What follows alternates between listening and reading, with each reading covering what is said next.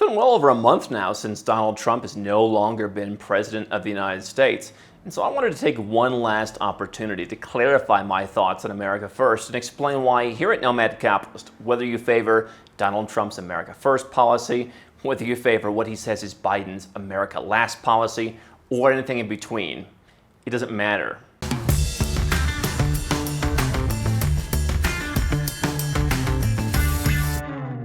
Hi, I'm Andrew Henderson, and here at Nomad Capitalist, our team of 36 people around the world, our network of global experts curated over the years, and yours truly help 7- and 8-figure entrepreneurs and investors legally go where you're treated best. You can learn more at nomadcapitalist.com legally. It's maybe one of the last, I can't do it anymore because nobody cares anymore. Legally, we're going to do it legally. And so people ask, are you happy now, Andrew? Because there's such a binary movement in the United States, a binary way of thinking among most of the people who stay there. You're either one of the tough patriots, showing your tough masculinity, leaving nasty comments about people behind the avatar of Fart Sniffer 847 with a profile picture of Tyler Durden, or you're one of the glue-sniffing communists. There's very little in between for some people. And so when people heard, oh, Joe Biden's in power, Nomad Capitalist must be happy. No, I'm simply agnostic. Whether Trump's in power, whether Biden's in power, it really means very little to me. There was a comment someone left where he said Obama increased the size of government and the private sector shrank during Obama's tenure. Business went overseas. Then when Donald Trump, being a businessman, brought back industry. Grammatically incorrect, but point well taken. And it goes to show that, for me in the U.S., I remember the very first, not the very first time, but one of the first times as an adult I went overseas, right before the 2008 election. I had the most insightful discussions about the U.S. election with people living in Norway than I ever could on the same venues like public transportation or at the grocery store in the United States. People in Norway literally knew more about the U.S. presidential election and the history of the politicians running than the average American. And so there's this thing, Obama bad, Trump great, Trump bad, Obama great, Biden great. And for me, the perspective is go where you're treated best. Under Trump, business did come back. Guess what happened under America First?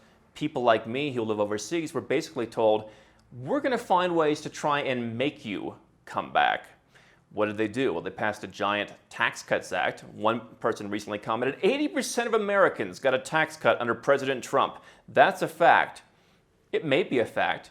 It also sounds like the kind of thing a liberal Democrat would say. It sounds like the kind of thing Obama would say or Joe Biden would say when no one's taxes are going to be raised if you make less than $250,000 a year. So what? Ripping people off who make more than $250,000 a year is a good idea? No. It's all about pandering to the masses. Democrats do it, Republicans do it. 80% of Americans got a tax cut. I was an American.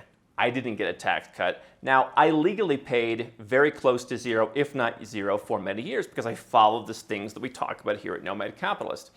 And when Donald Trump was inaugurated, I've told you before, much to the consternation of many, that I realized America First was going to be exactly about what this comment from Gary mentions, about how Trump would be a businessman and bring back industry.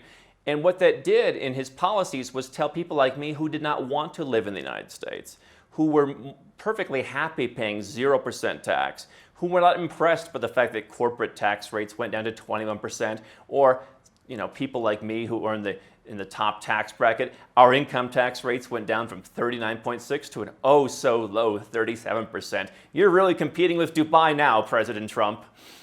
And the idea was all the American talent should come home because there's a cultural issue in the United States that is different from countries that have large diasporas like Ireland or Armenia, where people are used to going overseas. Even countries like the UK, where high quality talent is used to going to Dubai or to Sydney or to New York. People accept that.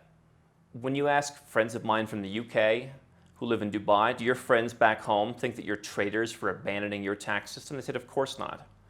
But the US, being isolated on its own continent basically, thinks that if you're an American, the only place you should live in the best country in the world is to come back home. You shouldn't be living in Malaysia or Cambodia or Colombia or Georgia. You should bring your talents back and don't help build those countries, even if that's what you personally want to do. A country allegedly built on individualism was all about saying America first means we need to bring our jobs back. And that means we need to bring our job creators back, which is why it eventually culminated, America First, in the Tax Cuts and Jobs Act, which imposed not only a one-time transition tax on companies like Apple that had money overseas, but it also forced the average Joe to bring their money back from overseas. While newspapers in countries like the UK literally have sections called expat that talk about issues for their own citizens overseas, the US has no such knowledge. In fact, there was almost zero media coverage about the implication on Americans living overseas from the Tax Cuts and Jobs Act. And, it's fascinating to me that people who live overseas are universally painted politically with the broad brush of being tax cheats who don't contribute to our country. Yeah, they don't contribute because they don't live there, but contribute they did because a tax cut meant for companies like Apple that wanted to bring their capital back and invest it in the United States was so poorly worded that it affected numerous people. And only the Wall Street Journal covered it about 6 months later in 2018 when they talked about how people living in the UK and Australians, places that I had worked with people, had to do things that were basically tax suicide in the countries that they lived in, things that no person would do in that country unless they had to take the money out to pay the US government this one-time tax. And then the US government imposed all kinds of new regulations on Americans who live overseas. Now, is it still possible to move overseas and pay dramatically lower taxes? Sure. Depending on how much you make and depending on how your income is made, it might be a better deal to live in Puerto Rico. So there's another sort of protectionism where it's like, if people are going to move to tax havens, let's at least make sure it's our tax haven. And let's make Puerto Rico a better deal for some than Monaco or Dubai. That was the point of America First. Now, to all of you who had your taxes lowered, good for you. I'm happy for you. To all of you who got a job created because the corporate tax rate was lowered, good for you. I'm not arguing the policy, but I've told you before, I remember sitting in Turkey. I woke up early on a Wednesday morning, the day that Obama got reelected in 2012. I remember watching and realizing people don't vote the way that I would vote. People are not going to vote as entrepreneurs or as business owners. They're going to vote to take money from people like me. And I realized that after a number of years at that point of traveling, that I had to make a change. And I decided right then and there that I was going to leave the United States for good and fully go where I was treated best, not just in terms of parking some money somewhere or looking at investments, but personally, full-time, be overseas and be out of the United States. And it was 4 years later that I decided ultimately to divorce the country and hand back my passport, because this is not about Trump. It's not about Biden. It's not about a policy. America is first. If you want to talk about St. Lucia first, or Georgia first, or Botswana first, I'm with you. Of course, politicians should represent their country, and governments should be competitive. The U.S. government is not competitive. It's been first for a long time. It goes and it plays a role in breaking up countries around the world. It interferes in other countries' elections. All the things that they complained about in the 2016 election, the U.S. government does.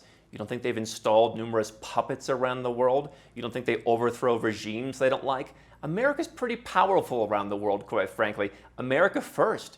If you're sitting in the United States and thinking your country's being laughed at, if you think your country's being trampled on, now, maybe you're being laughed at because many people don't know what happens outside of the United States. They think everything revolves around the United States, and that's simply not true. They make ridiculous comments even here on this channel about how everyone in the world is coming here for health care and everyone wants to move to our country. The facts show that you're wrong. But nobody's laughing at the United States as some weak, pathetic country. They're living in fear as whether it's going to come and screw up theirs next. The idea that the U.S. is so powerless and so pathetic is ridiculous, and it speaks to the victim mentality that some people in the United States have, where no matter what happens, they'll always be victims. I know. I worked in the radio business for years on the business side, working with talk radio stations and having to hear these people calling into talk radio shows, always looking for the latest thing to be a victim about. So you know what I did? I did what any good entrepreneur would do. I said, I'm not going to stay here anymore and be a victim. I'm not going to be one of these crank callers at 59 years old calling into Michael Savage, talking about how Hillary's going to take our country.